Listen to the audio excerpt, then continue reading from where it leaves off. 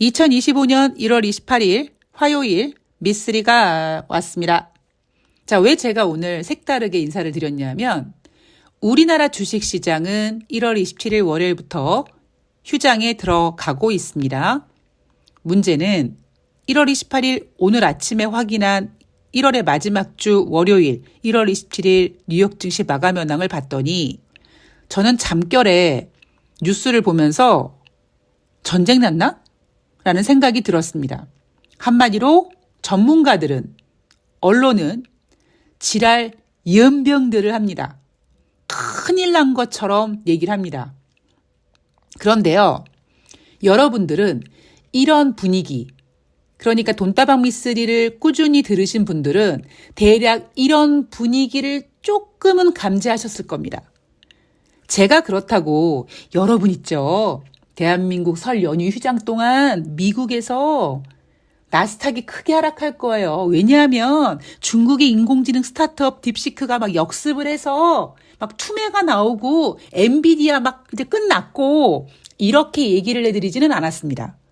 그런데 제가 작년부터, 정확히는 재작년 말부터 2023년 연말부터 만들어진 금리 인하 기대감, 2024년 1월 달에 애플은 좀 아닌 것 같다. 그래, 그러면 엔비디아, AI 성장 기대감을 가지고 작년 상반기까지 끌어왔는데 하반기까지 끌기에는 좀 무리가 있다. 그래서 야, 엔비디아는 좀 아닌 것 같고 좀 뭐 다른 거 없냐? 그래가지고 엔비디아를 대체할 만한 브로드컴을 띄우기도 한 적이 있었습니다. 그래서 제가 여러분 의미 없습니다 라는 이야기를 해드린 적이 있었고, 두 번째는 여러분 트럼프는요 자기가 얘기하는 대로 다 못할 겁니다 라는 얘기를 했습니다.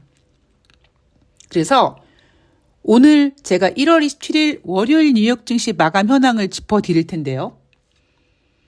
크게 놀랄 일도 아니고 공포스러울 일도 아니고 당연히 그냥 올게 온 거고요.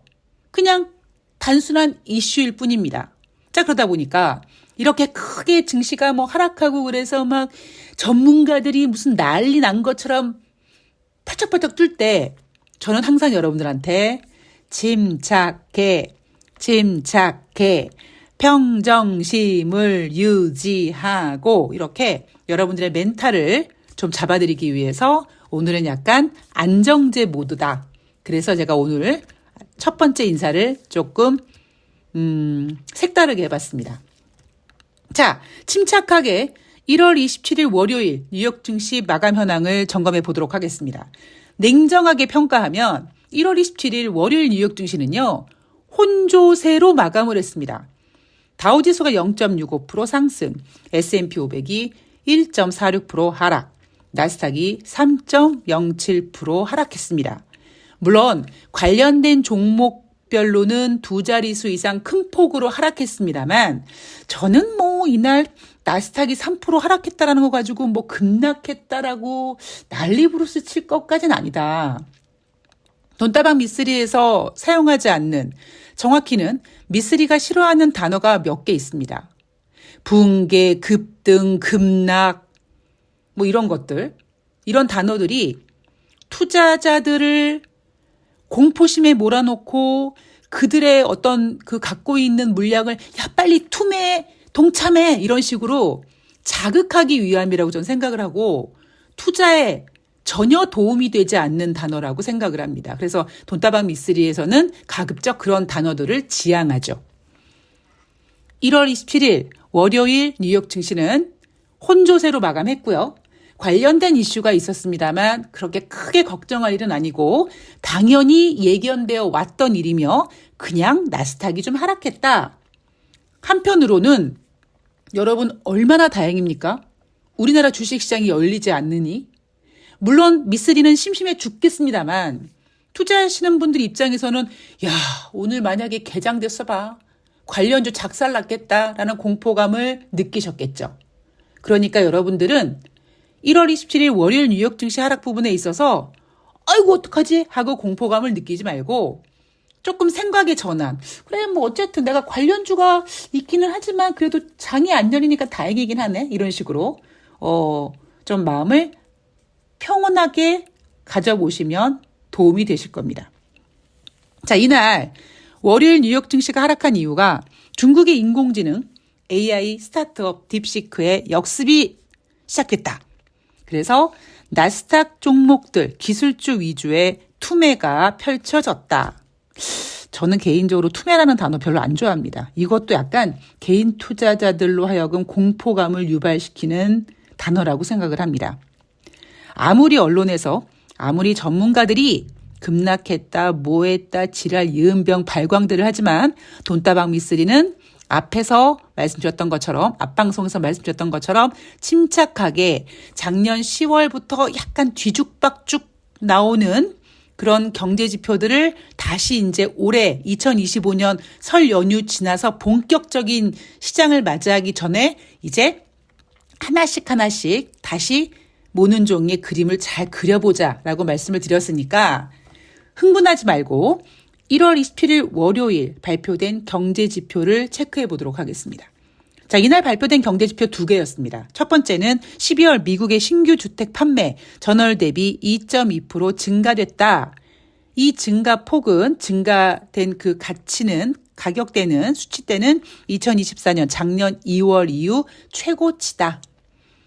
자, 그리고 댈러스 연방은행 1월달 제조업 지수는요. 지난 12월 달에 4.5였는데 이날 발표된 1월 달 댈러스 제조업 지수는 14.1로 상승했고 지금 댈러스 연방은행 제조업 지수는 2개월 연속 상승세를 유지하고 있으며 2021년 10월 이후 3년 3개월 만에 최고치 거의 두 자릿수를 넘는 14포인트가 넘는 상승을 보였다라고 평가를 하고 있습니다. 자, 12월 미국의 신규 주택 판매가 전월 대비 2.2% 증가돼서 작년 2월 이후 최고치였다. 이게 무슨 얘기냐면 여러분 작년 2024년 1월부터 3월까지 주식시장에서 이슈가 됐던 단어가 뭔지 아십니까? 스태그플레이션이었습니다.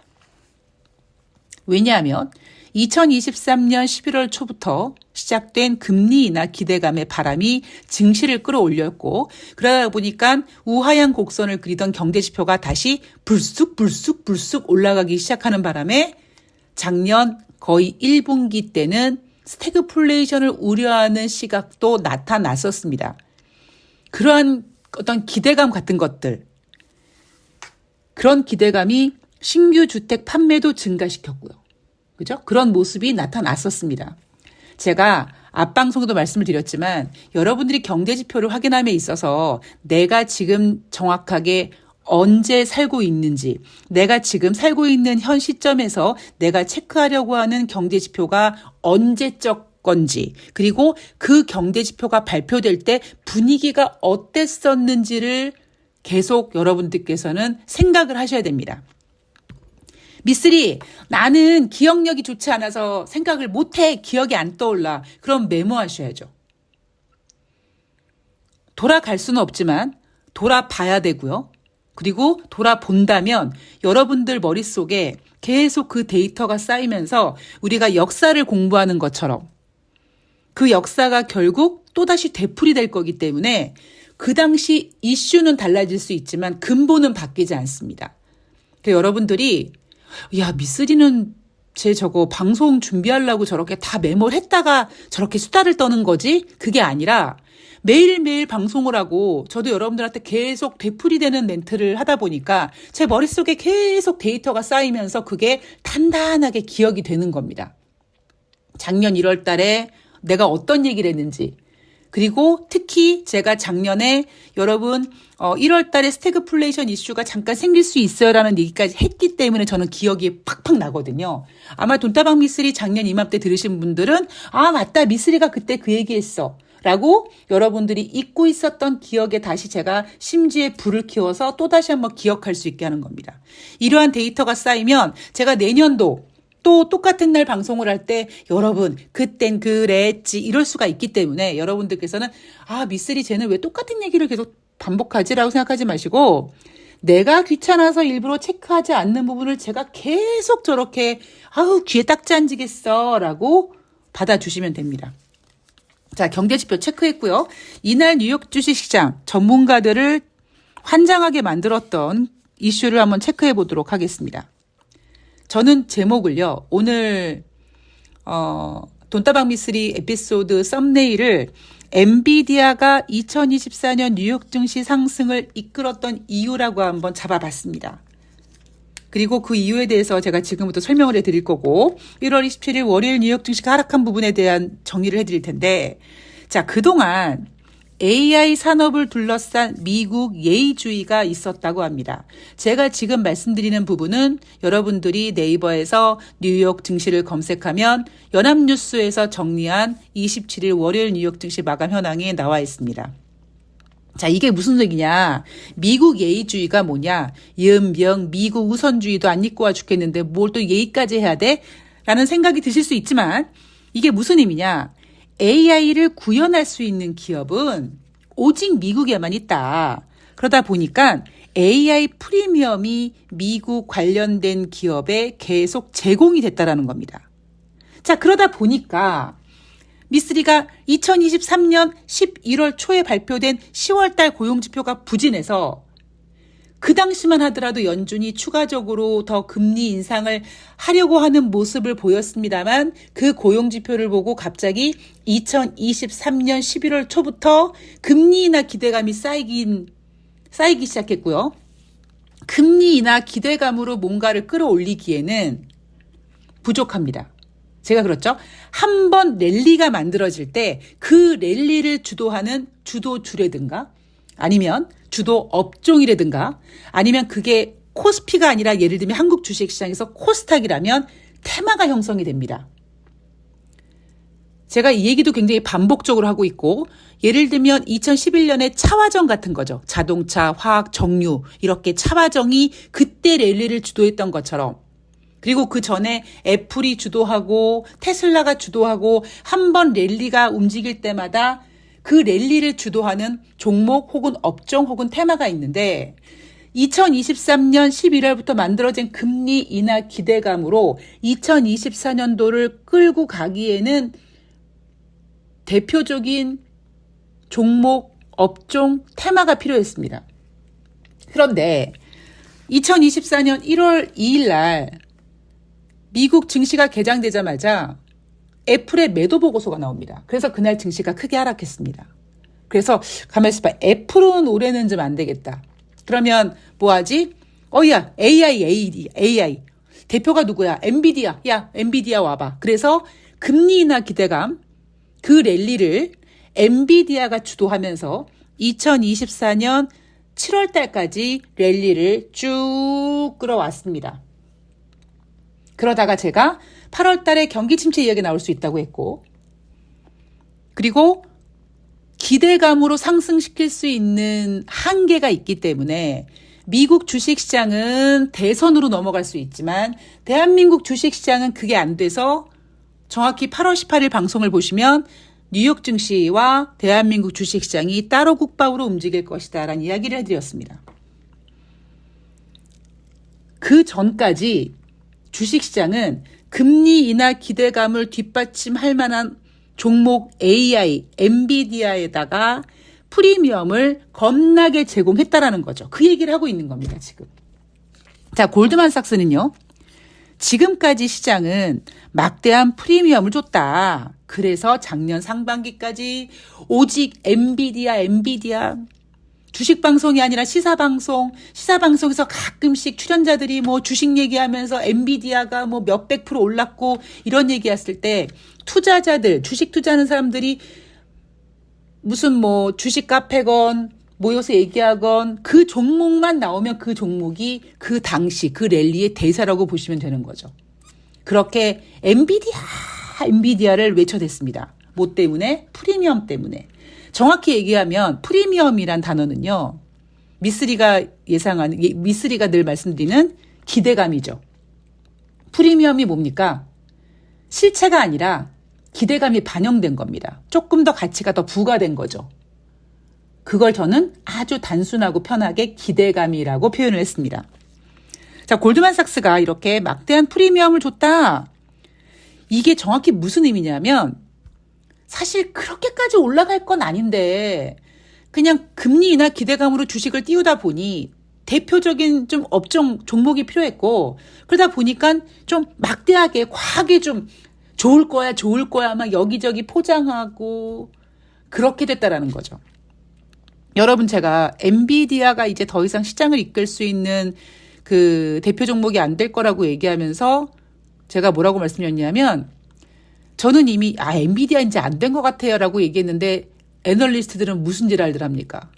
아니래요. 작년엔 기대감이지만 이제 올해부터는 실질적인 뭔가 그 수익이 나타날 수 있는 그런 기대감으로 엔비디아 더 올라갈 수 있다고 발광들을 했었습니다. 미쓰리가 안 된다라고 얘기했죠.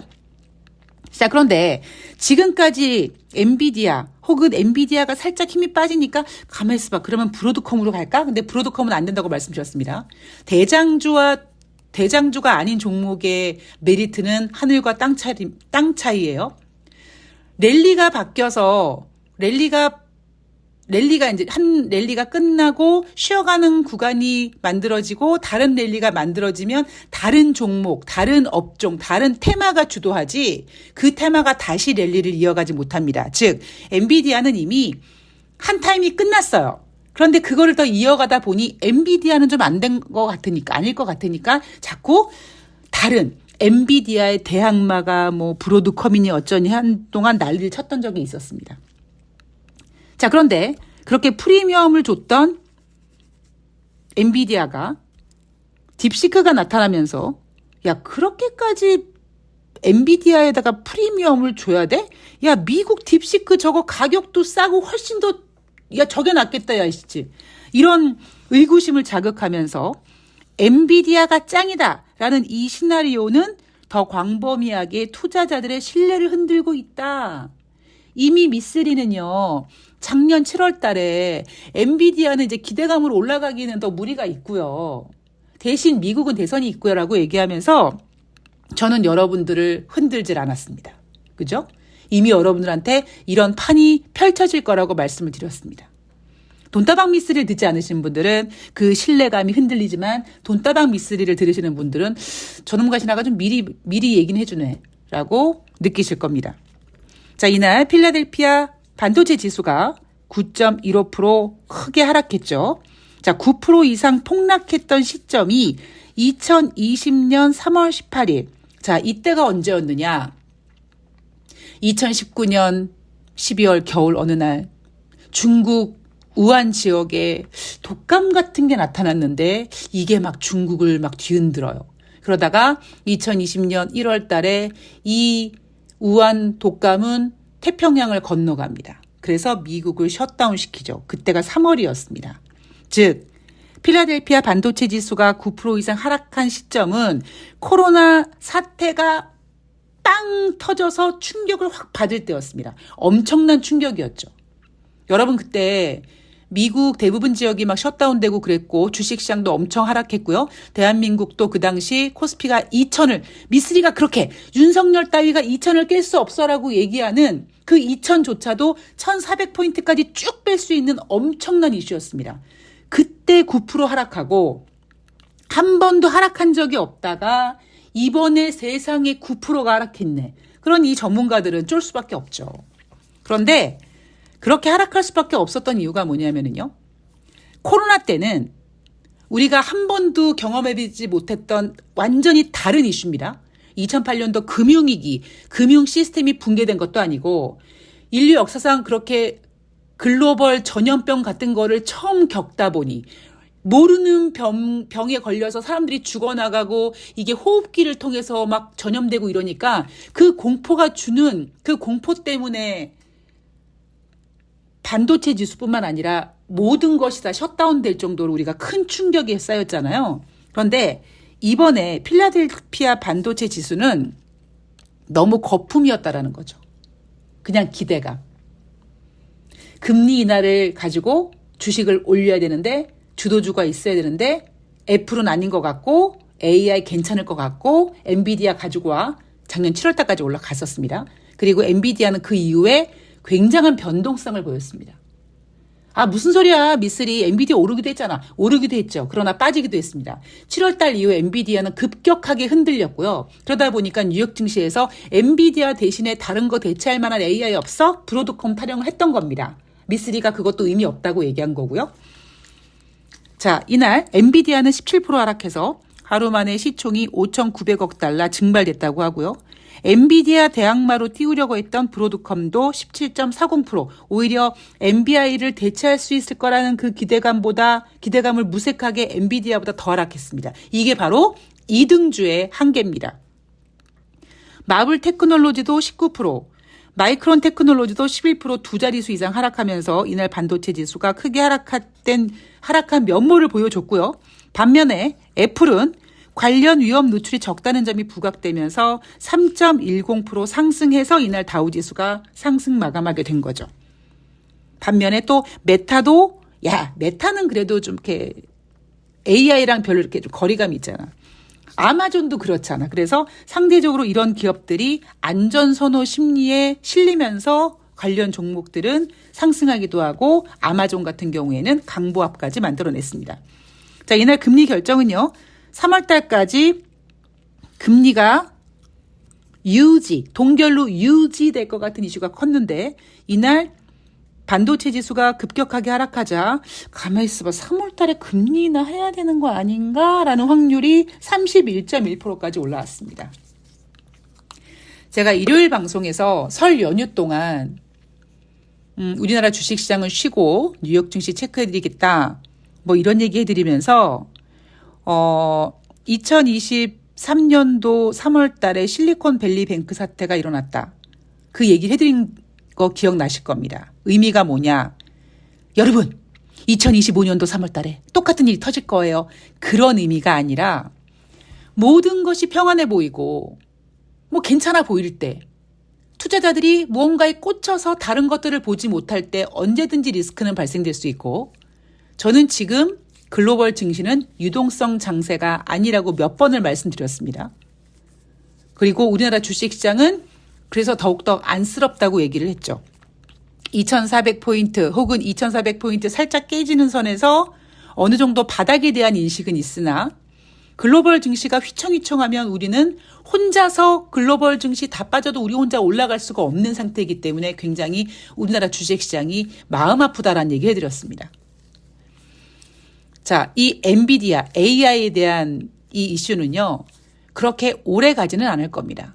자, 오래 가지 않는다는 의미가, 이제 이 이슈가 없어지고 다시 올라가는 거야가 아니라, 이 이슈는요, 그러니까 엔비디아의 힘이 빠지고, 뭐 딥시크가 역습하고 이런 것들은 그냥 이 랠리가 끝나는 끝자락에서 당연히 오는 분위기입니다. 제가 트럼프 얘기도 해드렸는데 트럼프는 자기가 원하는 거 이룰 수 없다고 얘기했죠. 트럼프는 취임하자마자 엔비디아가 아니라 AI에 대해서 뭐 투자하겠다고 막 미국의 기업을 살리겠다고 난리부르스를 쳤는데 어찌 보면 지난번 멕시코 관세 부과하겠다고 하니까 멕시코 손들었지 않았습니까? 중국은 그래? 니네 AI를 우리가 박살낼 수 있어 이런 식으로 트럼프가 하려고 하는 것에 대해서 아마 글로벌 여기저기서 반박하는, 역습하는 분위기가 나올 거예요. 그래서 제가 여러분들한테 여러분 트럼프가 자기가 원하는 대로 다 이루어지지 않을 거다라는 이야기를 해드린 겁니다. 자, 오늘 돈다방 미쓰리 여러분들의 안정제가 됐으면 좋겠다라는 이야기로 오늘 방송을 마무리를 하겠습니다. 자, 저는 1월 29일 대한민국 설날 쉬지 않고 방송합니다. 왜? 뉴욕 증시 화요일 증시가 열리거든요. 그래서 저는 돈다방 미쓰리가 10년 동안 보여줄 수 있었던 유일한 좋은 모습, 꾸준한 모습을 유지하기 위해서 내일은 화요일 뉴욕 증시 가지고 과연 지금 이 나스닥을 뒤흔들었던 이 이슈가 과연 어떻게 움직일지 또 한번 잘 점검해서 찾아뵙도록 하겠습니다. 자, 설 준비 뭐 쉬는 분들 쉬시고 바쁘신 분들은 바쁘시고 음식하시는 분들 여행 가시는 분들 모두 각자의 자리에서 최선을 다하고 즐거운 마음을 유지하시기 바라며 저는 내일 방송에서 뵙도록 하겠습니다. 고맙습니다.